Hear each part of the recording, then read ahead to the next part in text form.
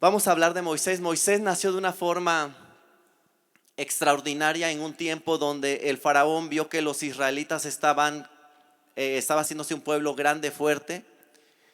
Y lo que el faraón dispuso fue una ley, que todo niño varón de los hebreos fuera asesinado. Para mí esa es una historia triste, es una historia complicada cuando hablamos de que toda una nación se fue contra un pueblo y empezaron a matar a todos los niños varones y a las niñas mujeres las dejaban vivas para que demográficamente el pueblo de hebreo disminuyera. Y la historia no me dice cuántos niños mataron, si cientos, miles de niños, pero hubo uno de ellos que preservaron su vida, fue Moisés. Lo pusieron en una canasta, lo mandaron al río Nilo y lo encontró la hija del faraón. Eso es algo extraordinario. Es algo impresionante que Dios tuvo misericordia de Moisés. Por eso se llamaba Moisés, porque dice que fue rescatado de las aguas. Las parteras que en ese entonces sacaron a Moisés y lo dejaron vivir arriesgaron su vida, porque había algo especial ahí. Siempre cuando nace un niño en la familia, en nuestras vidas, hay un propósito en ellos. El enemigo va a querer arrebatarlo, el enemigo va a querer matarlo, va a querer trastornarlo. Y los niños pequeños son más susceptibles a las enseñanzas de nosotros los adultos. No sé qué edad tenga tu hijo, pero si ya tiene más de 10, 12, 13, 14 años, ya tienen un temperamento ya casi establecido, que solo la presencia de Dios o Espíritu podrá cambiarlo. Pero cuando son pequeños, nosotros dentro de los caminos de Dios podemos moldear en parte sus vidas. Y Moisés desde pequeño quedó a cargo de la hija del faraón y empezó a ser entrenado en todos los principios egipcios. Y yo lo he dicho así: Moisés no era un don nadie, Moisés no era alguien que no sabía, alguien que era tartamudo. Dicen, no, Moisés era un hombre de poder en la palabra. Moisés fue un hombre muy estudiado.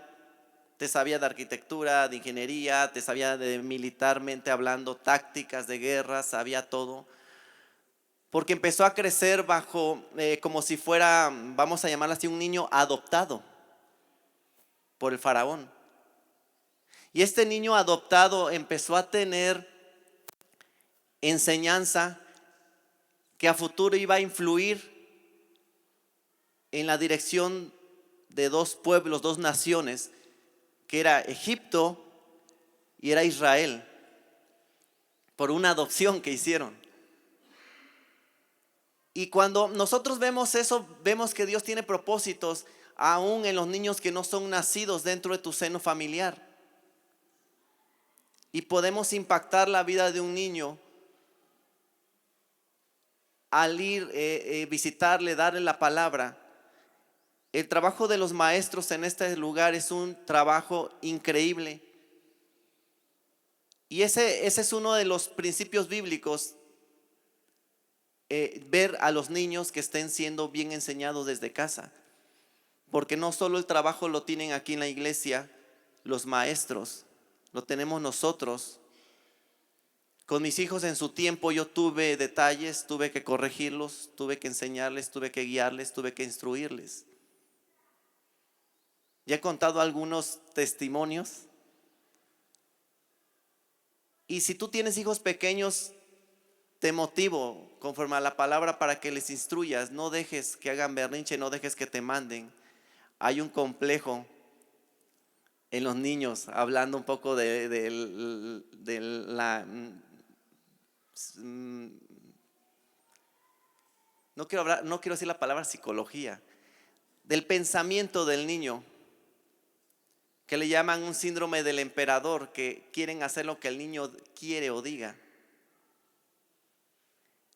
Y cuando vemos aquí en el pueblo egipcio, el faraón tiene ese síndrome, ese principio de que se haga lo que él dice, porque es un faraón. Y los niños en nuestra casa a veces quieren hacer lo que quieren. Tú califícate como padre. Le estoy permitiendo a mi hijo cuando pide un celular y yo le digo que no y grita y se lo doy. Estás actuando mal. Estamos teniendo una mala enseñanza porque estamos enseñándole a un niño a recibir todo cuando él grita o llora o patalea. Cuando nosotros dejamos que los niños hagan lo que ellos quieran, a futuro va a haber problemas fuertes. Porque allá afuera en las calles no es fácil. Cuando le den la droga, cuando le den todo lo que es malo en cuanto a la droga, los vicios. Y nosotros tenemos ahorita en nuestras manos, los que tienen niños y los que lo van a tener, una responsabilidad muy grande de heredar al mundo una buena familia, un buen hijo. Hace poco iba a una reunión de unas personas y decían algo bonito. Me decía, si tú no vienes de una familia ejemplar, había un concepto que manejan ahí. Si tú no vienes de una familia ejemplar, piensa o esfuérzate para que una familia ejemplar salga de ti. Porque a veces nuestros padres no nos dieron buena enseñanza y decimos, es que nos excusamos, mi padre no me enseñó bien, es que mi padre me hizo daño y ahora por eso yo soy así. Luego dicen una palabra, no es que vengo traumado, dicen. Vengo dolido, vengo sentido porque mi padre no me crió bien. Y lo que aquí estamos haciendo es justificar nuestras acciones o nuestra conducta. Si nosotros, mi papá, mi mamá no fue ejemplar, yo ahora tengo la palabra y puedo ser ejemplar para dejar una buena familia. Si estamos en este lugar y nuestros hijos no están atendiendo a la palabra, no están en este lugar, hoy es un llamado para decir, ¿sabes qué? Puedes hacer algo por él. Moisés, a pesar de haber crecido en el pueblo de Egipto, a pesar de haber tenido ahí, fue instruido los primeros meses por su mamá, porque de alguna forma metieron en el palacio y ella le dio leche materna. Pero en el corazón de Moisés nunca salió su raíz hebrea. Nunca salió ese llamado a la tierra de Israel, a pesar de haber sido adoptado en otro lugar, con otra cultura, con otra ideología, con otra enseñanza. Y empezamos a ver a un Moisés que creció en Egipto, se hizo joven, se hizo adolescente, se hizo mayor. Y un día estaban castigando al pueblo hebreo y yo creo que Moisés se sentía príncipe. Andaba caminando y vio que un capataz estaba castigando duramente a un hebreo. Él fue, ¿qué creen que hizo? Ya todos lo sabemos. ¿Qué le hizo? Lo mató. Todos los que estaban encargados de liderar a los esclavos de parte de los egipcios eran gente entrenada, eran soldados. Pero de alguna manera Moisés vino y lo mató rápido, ¿no? ¿Y saben qué hizo? Lo enterró en la arena. Pensó que podía enterrar su pecado, pensó que podía enterrar aquello que él había hecho escondidas y que nadie lo había visto. Decía una persona hace años, pero el pecado huele, dice, ¿no? Apesta. Empezó a oler el egipcio ahí en la arena. Y se dieron cuenta. Y un día quiso intervenir Moisés en un pleito entre los hebreos y uno de ellos le dijo, ¿crees que nos vas a matar así como mataste al egipcio? Y Moisés dijo, ya se dieron cuenta que fui yo. Y le dio mucho miedo y huyó a Madián. Y ahí se casó. Tuvo un suegro, se llamaba Jetro. Pero un día yendo cerca del monte Sinaí vio una zarza ardiente. Y ahí es donde la oración que había hecho su madre cuando él era niño, yo creo que le empezó a hacer un propósito. Dice que él, lo que le llamó la atención, y a mí siempre me ha llamado la atención esa palabra, que lo que a él le llamó la atención es que había una zarza ardiente. Pero dice la Biblia, pero la zarza no ardía. Y esa fue su curiosidad de Moisés. Decir, ¿por qué está quemándose esa zarza pero no se consume? Porque era la presencia del Dios mismo. Y yo puedo decir que está en nuestros cuerpos, que está como fuego, pero no nos consume cuando eres lleno del Espíritu Santo, porque se siente como un fuego, ¿no? Por eso en Hechos dice que había como lenguas de fuego aquí en nuestra cabeza y no los consumía, o sea, no se quemaban los cabellos. ¿Alguna vez han puesto a pensar en eso? Había como lenguas de fuego acá arriba y si no se consumía, o sea, su cabello no se prendía, la zarza no se quemaba. Y él fue ahí, Dios le pidió que liberara a su pueblo. Después de muchos años de salir de Egipto, nuevamente Dios le marcaba el propósito de liderar la libertad de un pueblo. Éxodo 5. ¿Por qué? ¿Qué le pidió Moisés a Faraón cuando empezó a querer? Ya falta poco tiempo. Empezó a querer sacar al pueblo de Israel. Lo único que le pidió Moisés es, dice, quiero ir a hacer fiesta, quiero ir a hacer adoración a Dios al desierto. Vamos a Éxodo 5. Después Moisés y Aarón entraron a la presencia de Faraón y le dijeron, Éxodo 5. Moisés se apoyó en su hermano Aarón. Entraron a la presencia de Faraón y le dijeron, Jehová, el Dios de Israel, dice así: deja ir a mi pueblo a celebrarme fiesta en el desierto. ¿Qué quería hacer Moisés? Fiesta en el desierto, dice. Pero una pachanga para divertirse, no. Habla de una adoración a Dios. Y Faraón respondió, ¿quién es Jehová para que yo oiga su voz y deje ir a Israel? Yo no conozco a Jehová ni tampoco dejaré ir a Israel. Y empezó a ver, hay una serie de problemas. Dijo Faraón, es que están ociosos. ¿Saben qué es la ociosidad? No tener que hacer. Pero los hebreos sí tenían mucho que hacer porque hacían ladrillos o adobes, ¿no?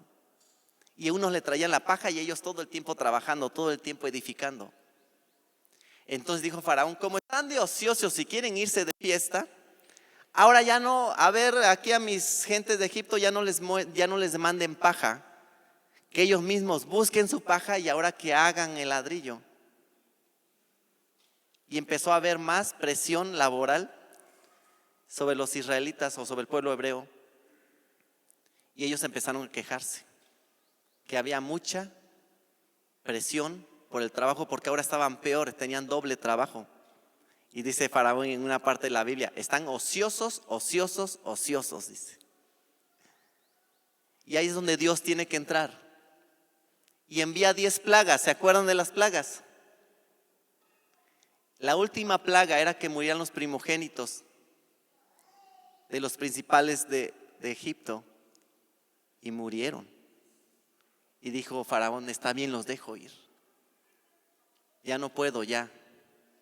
Y llegamos a Éxodo 13, 17. Le estoy explicando la historia para que llevemos un contexto y no lleguemos así de aterrizando muy rápido y podamos entender todo esto, cómo empezó Moisés desde niño, cómo fue educado y ahora llegamos hasta donde Faraón nos dejó ir.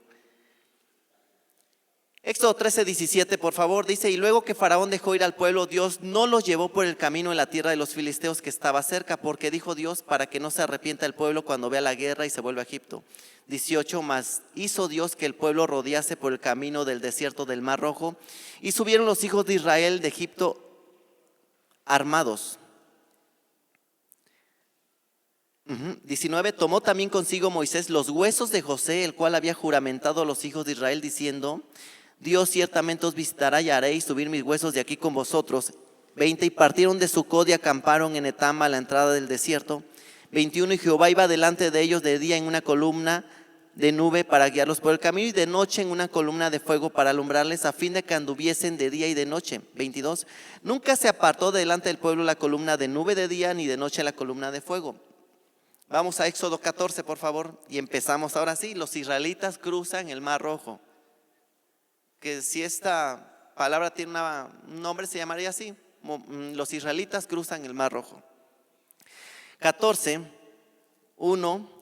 Habló Jehová a Moisés diciendo, di a los hijos de Israel que den la vuelta y acampen delante de Pi-Hairot, entre Migdol y el mar hacia Baal-Zephón.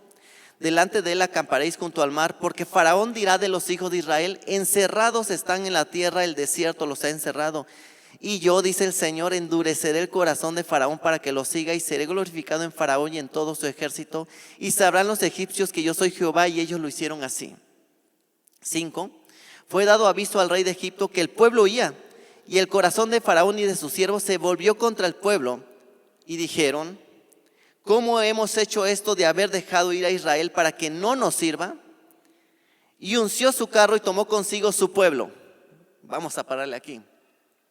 Ya los había dejado ir, estaba contento en su pirámide, en su palacio el faraón, cuando de repente ya se están yendo, mira, ya van para hasta allá, y algo pasó en su corazón. Era un faraón necio, se endureció su corazón y dijo: ¿sabes qué? Ahora no los dejamos ir, no los vamos a dejar ir. Como cuando le dicen: corre a ver si te alcanzo, y vas corriendo y le tiran una piedra, ¿no? Ya que se fue corriendo. Pues ahora iba tras de ellos el faraón. Pero no fue el faraón solo. Empezó a llamar a su ejército. Y aquí dice que unció su carro. Uncir su carro significa: tráeme los caballos, póngamelos al frente de su carro. Así se llaman carros. Ponlo enfrente del carro, uncir su carro, poner sus caballos. Y tomó consigo su pueblo y tomó 600 carros escogidos. Me gusta esto porque la palabra es muy exacta. Dice que tomó 600 carros escogidos, 600 de los mejores carros de todo Egipto, 600 carros de guerra, con sus generales, sus capitanes.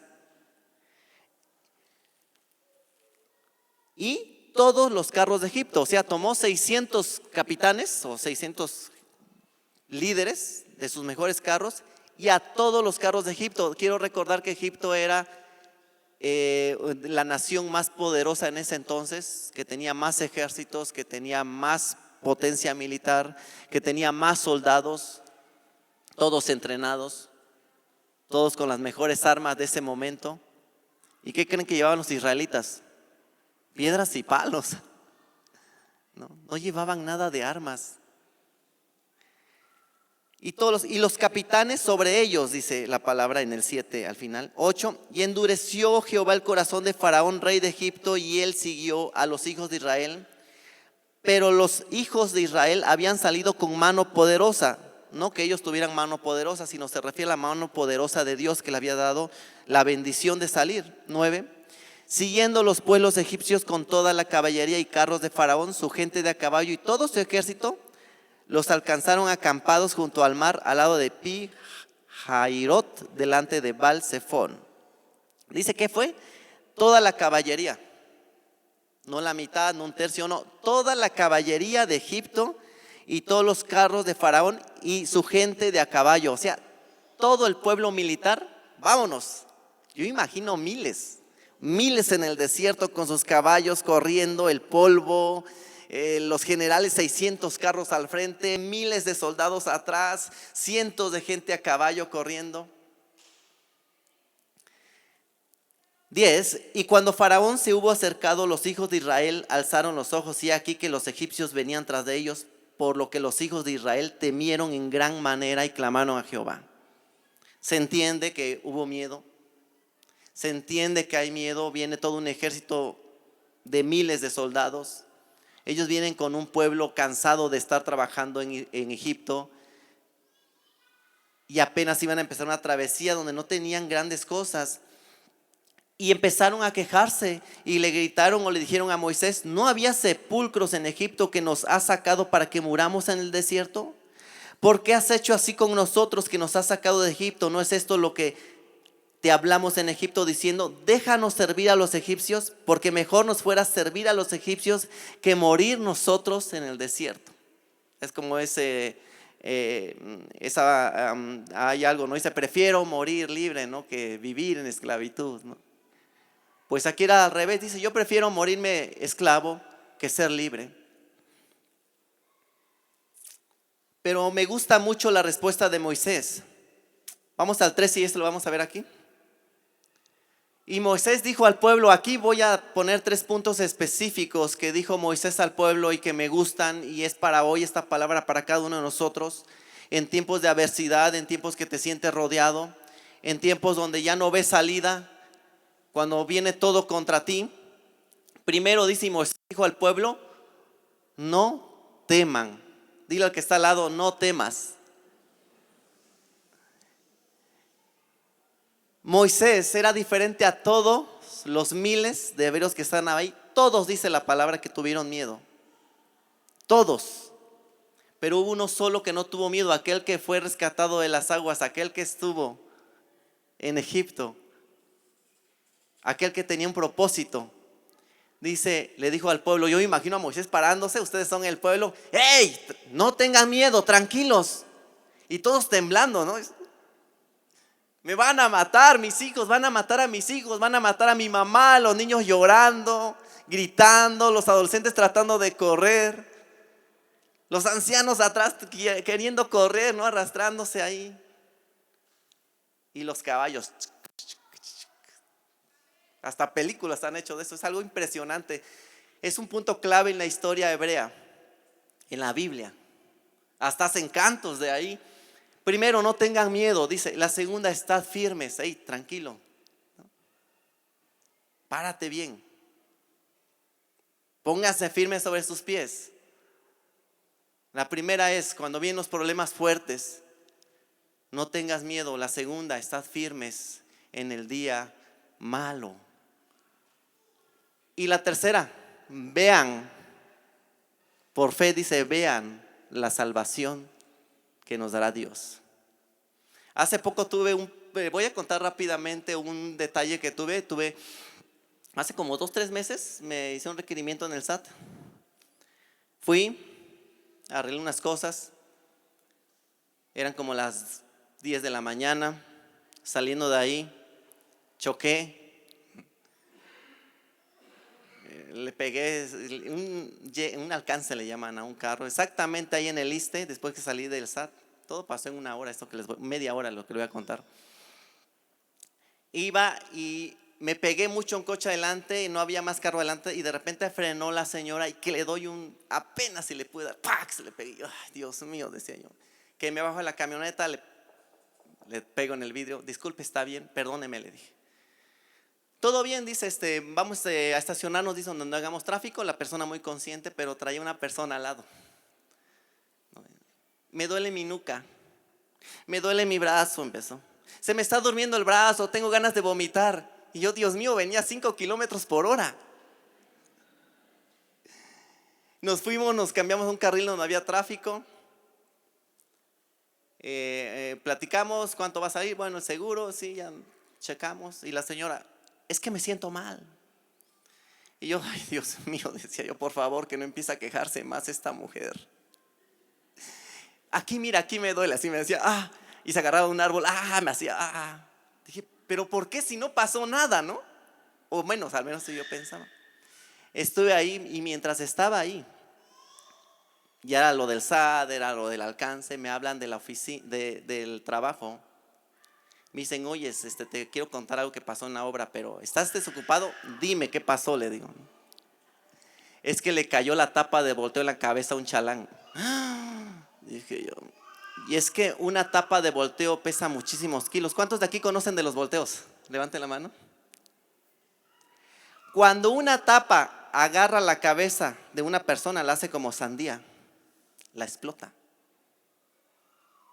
Yo me quedé, estaba así.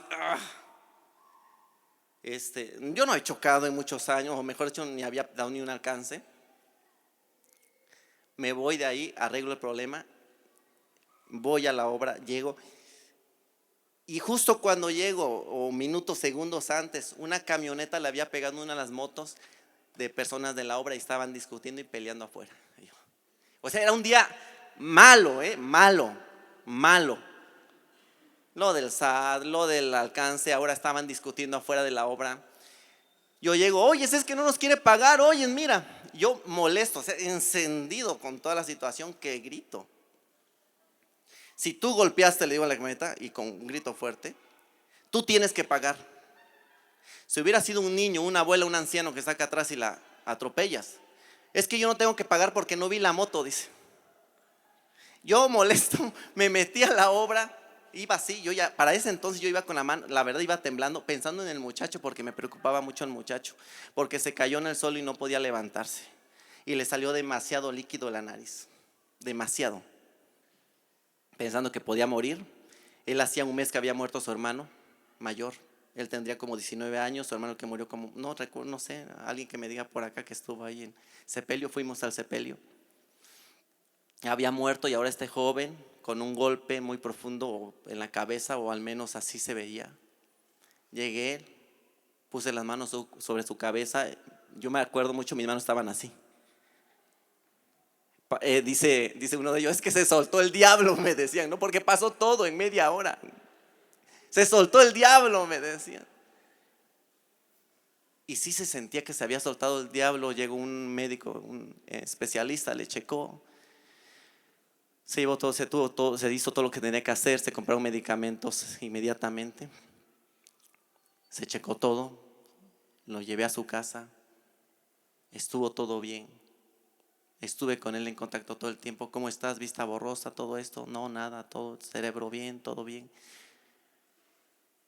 Y no pasó a mayores. Eso pasó hace poco, pero me provocó a mí un temor, como el temor del año pasado. Creo que se electrocutó no se electrocutó porque no murió, bueno, sí se electrocutó, se quedó pegado a una estructura. Se subió el herrero y con su peso cortó un cable de abajo con su escalera de aluminio y cerró el circuito de toda la obra.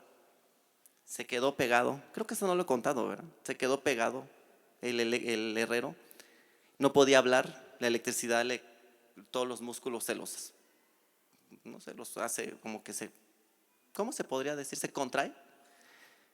Y solo hacía, o sea, y todos, ¿qué le está pasando? Y todos se veían. Su hijo trató de subirlo y sacarlo. Es una estructura gigante gigante grande que estamos haciendo. Lo empujan al vacío, se cae de cabeza. Y me dicen, oyes, me hablan, se cayó el herrero y está como muerto, dice. Eso pasó el año pasado. Eran como las 3 de la tarde. Ay, Dios mío, dije. ¿Cómo está? Pues, y al rato ya empezó a levantarse, está gateando. Dice, Dios mío, decía yo, que no se muera. Hay problemas fuertes en la vida. No comparado a los hebreos tuvieron problemas más fuertes. Pero yo le estoy haciendo una explicación de cómo hay momentos difíciles donde tienes que decir, todo va a estar bien, pararte firme, no tener miedo. Y fuimos lo llevamos a una clínica.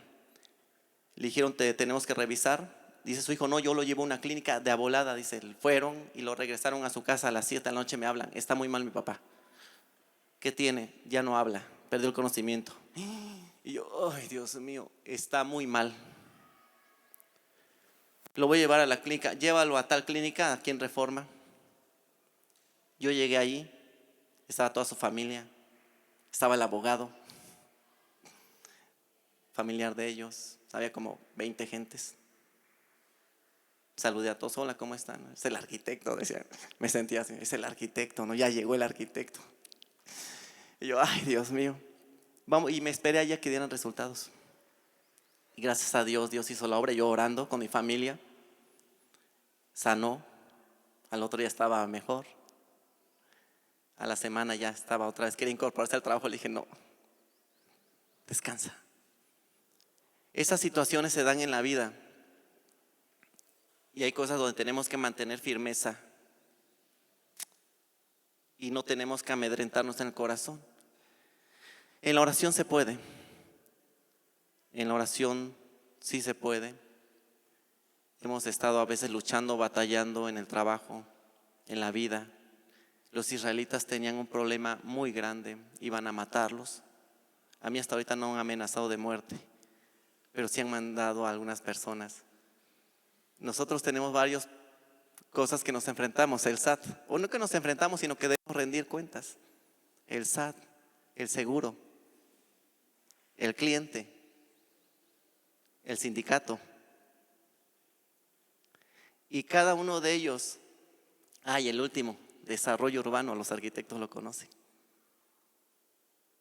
Y hace poco tramité permiso de una banqueta.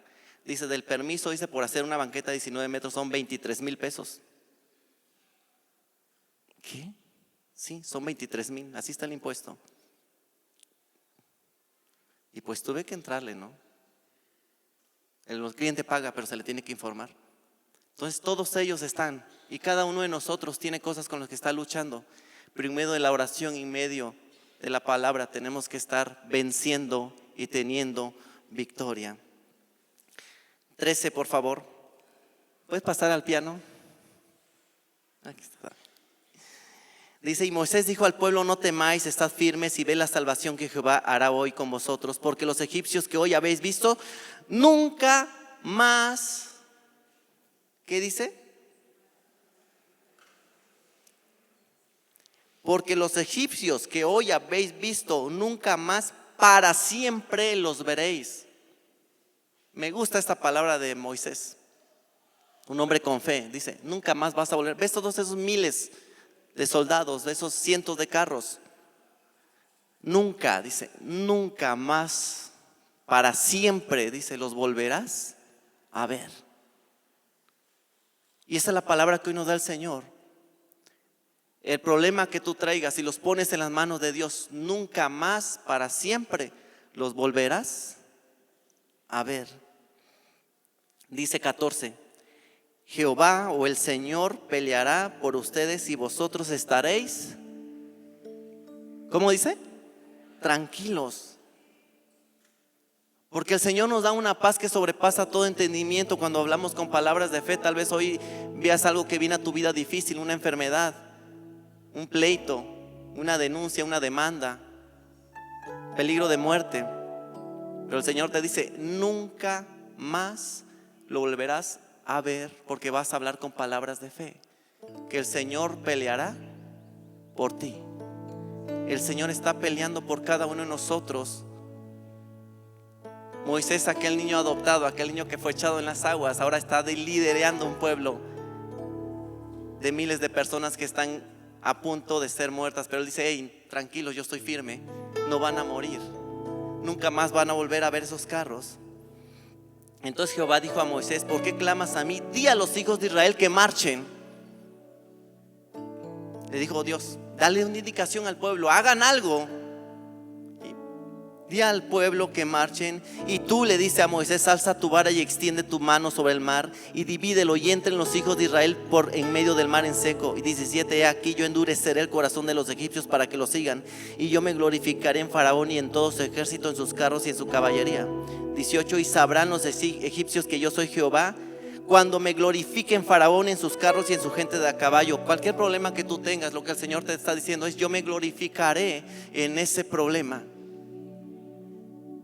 Todo carro que venga a querer matarte, dice el Señor, yo me glorificaré. Todo faraón en esta tierra que quiera venir a destruirte, el Señor dice, yo me glorificaré en ese faraón, yo me glorificaré en ese carro, yo me glorificaré en esas lanzas, yo me glorificaré en esos soldados. Esa es la promesa que el Señor nos da en estos tiempos. Yo estaré glorificándome encima de cualquier problema. No temas, estate tranquilo, que el Señor peleará por ti. 19.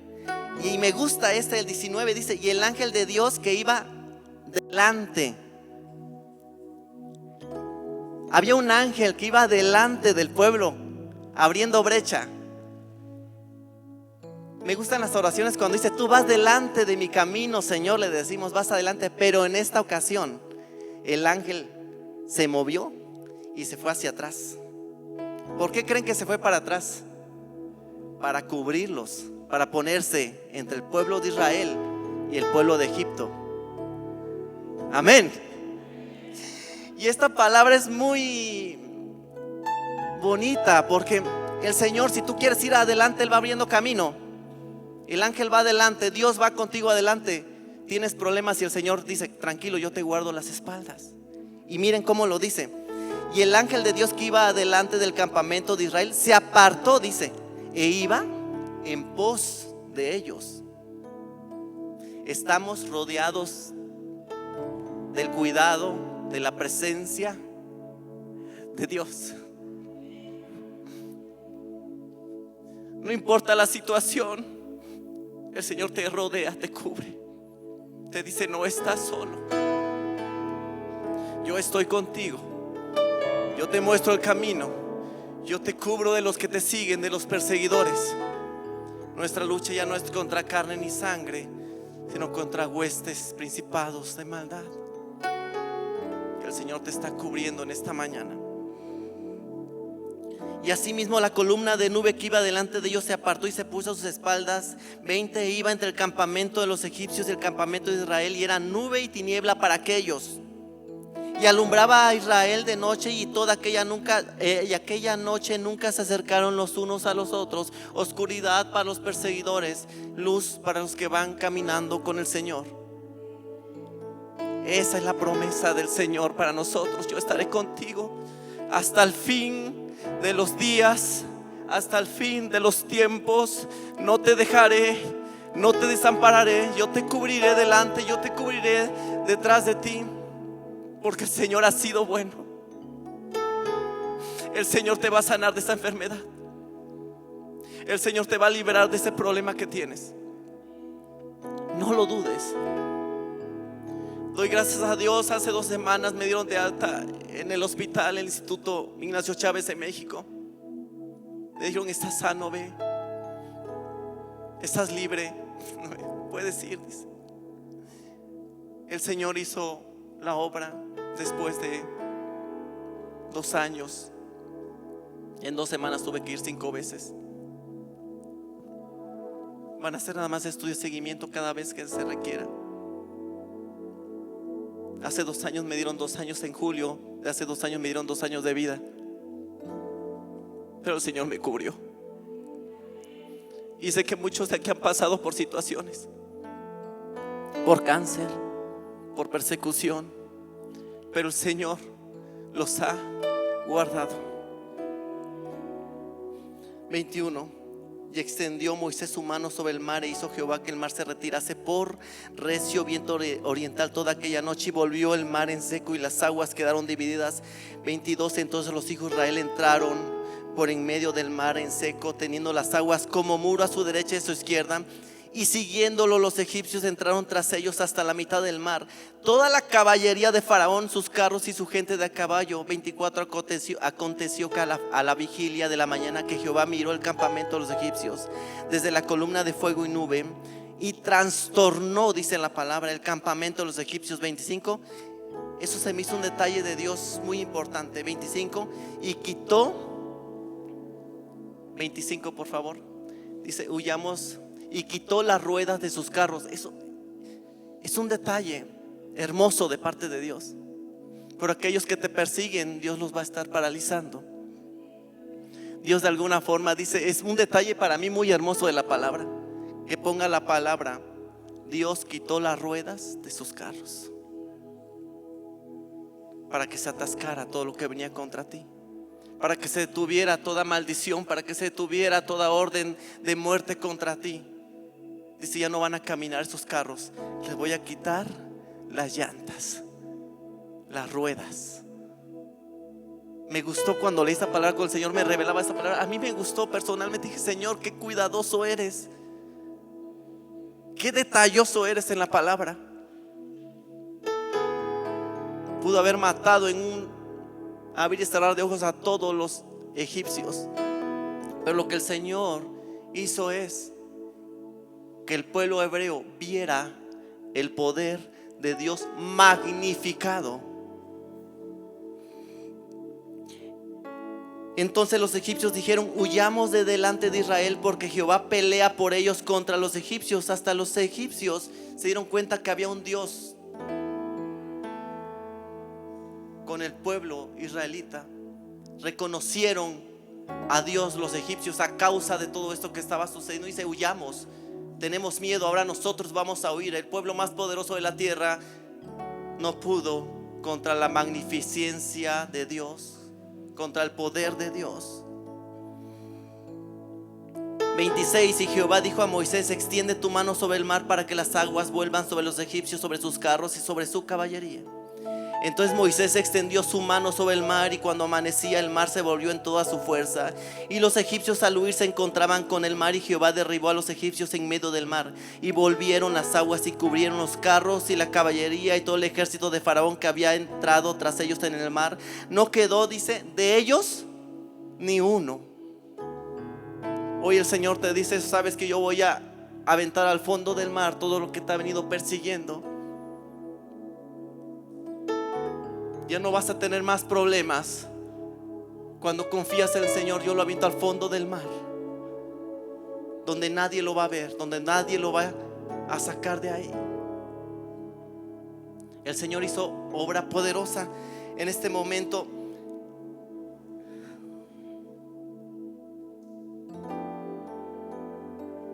No quedó de ellos ni uno. 29. Y los hijos de Israel fueron por en medio del mar en seco, teniendo las aguas por muro a su derecha y a su izquierda. Y 30. Así salvó, dice, y termina este capítulo. Voy a leerlo aquí. Así salvó Jehová aquel día a Israel de mano de los egipcios, e Israel vio a los egipcios muertos a la orilla del mar. Primero aquí vemos salvación. Vemos salvación. Hoy te quiero decir, nuestro Señor Jesucristo nos ha dado salvación. La que sigue, por favor, 31. ¿Y qué dice que hizo Israel? Vio lo que le había hecho Moisés. Vio Israel aquel grande hecho que Jehová ejecutó contra los egipcios. Y el pueblo, ¿qué hizo? Dice, temió, pero era un temor reverente en su corazón de tener a un Dios tan grande apoyándoles. Tuvo un temor reverente a Dios y creyeron a Jehová y a Moisés, su siervo, porque hasta este momento no habían creído en aquel que los dirigía. Creyeron, dice ahí, creyeron a Jehová. No, era un pueblo que no creía en Dios, pero Dios se magnificó y ahora creyeron. Éxodo 15, por favor. Pasa algo impresionante aquí y creo que con esto vamos a empezar a cerrar. 15, 1. Hizo algo Moisés en su corazón. Dice Moisés, cantó un canto Moisés, pero no era un canto común, era un canto de lo profundo de su corazón. Era un canto genuino, un canto que tú haces cuando el Señor te ha dado la victoria. Un canto cuando crees en Dios, cuando ves con ojos de fe. Y los hijos de Israel este cántico a Jehová y dijeron, dice, cantaré yo a Jehová porque se ha magnificado grandemente. El siguiente, por favor. No vamos a leer todo, los dejo en su casa, léanlo con calma. Ha echado en el mar al caballo y al jinete. El que sigue, por favor. Jehová, que dice, es mi fortaleza. Jehová dice, es mi cántico. Por eso le canto, por eso le alabo, porque me ha nacido en lo profundo de mi corazón. Cuando Dios hace la obra en tu vida, dice, y ha sido mi salvación. ¿Cuántos les han entonado a Jesús un cántico de su corazón? Porque Él es tu salvación. Dice, este es mi Dios, ese es mi Dios, y yo le alabaré, le glorificaré. Dice, Dios de mi Padre, y lo enalteceré. Qué hermosa alabanza hizo Moisés. Es uno de los cánticos que la Biblia hace más hermoso y no termina aquí. Vamos a Apocalipsis 15, por favor. Cuando yo siempre he dicho y he aprendido que el canto del cielo, el cántico que se hace de arriba con los ángeles, lo oímos nosotros y nos unimos a ese coro de ángeles. Y así ha sido. Pero hay algo importante y hermoso en la palabra que nos da luz en esta escritura, que de alguna forma, cuando hay un canto genuino de su pueblo, cuando hay un canto de lo profundo de tu corazón, un cántico resuena en el cielo. Resuena ahí, Dios oye ese cántico cuando es un canto genuino. Vamos a Apocalipsis 15, por favor. 15, 1. Viene el cielo otra señal grande y admirable: 7 ángeles que tenían las 7 plagas postreras, porque en ellas se consumaba la ira de Dios. El que continúa. Vi también como un mar de vidrio mezclado con fuego, y a los que habían alcanzado la victoria, eso somos nosotros, sobre la bestia y su imagen y su marca y el número de su nombre en piel. Que sigue, por favor. Sobre el mar de vidrio con las arpas de Dios. Aquí espérame. Siempre me había preguntado, aquí hay algo, una revelación, que si en el cielo había instrumentos. Un día hablaba con uno de mis hijos, el que le gusta tocar guitarra, y me dice: papá, ¿va a haber guitarras en el cielo? Yo le digo: no sé. Y si no hay algo para adorar a Dios, dice, un instrumento. Pero aquí dice, con las arpas de Dios. Dios tiene arpas. Dios tiene arpas en el cielo. Y pienso que va a haber hijos que estén ahí con esas arpas. Que continúa, por favor. ¿Y qué dice que cantan en el cielo?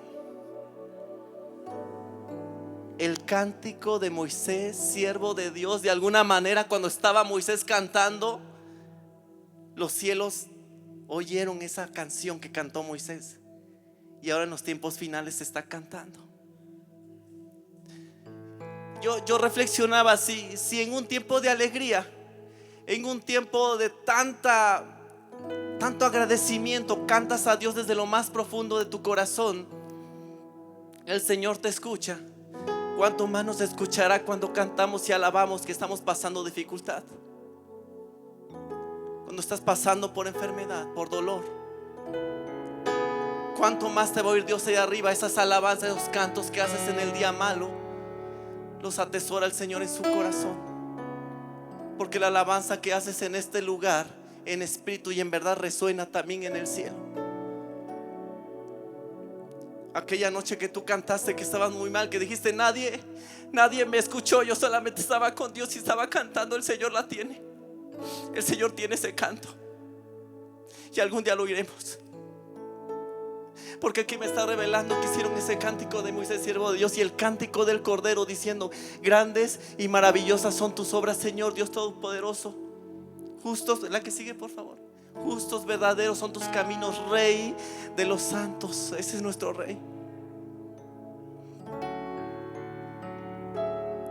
Dios es bueno. Dios es bueno. La alabanza que sale de un corazón quebrantado, la alabanza que sale de un corazón contrito, la alabanza que sale de un corazón humillado, es agradable para Dios.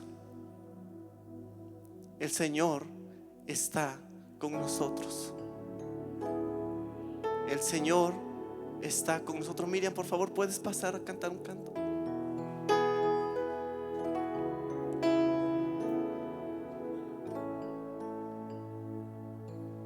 Nos ponemos de pie, vamos a orar. Padre Santo, gracias, Señor. Hoy aprendemos tanto, Señor, de tu palabra. Revela, Señor, cada día en este lugar.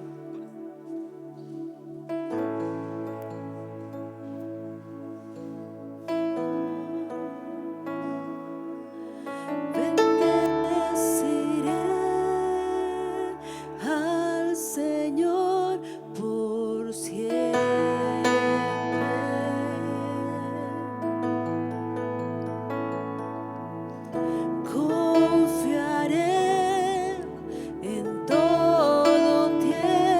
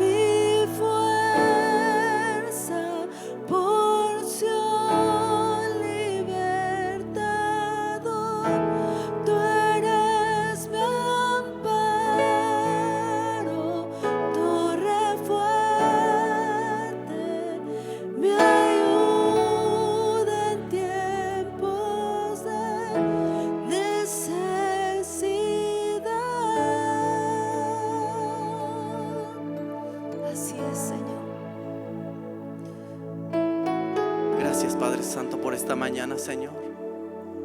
Gracias por tu presencia en nuestras vidas, en nuestros corazones. Gracias por cada familia aquí representada, Señor. Guárdanos, líbranos de todo mal, Padre Santo. Gracias, Dios.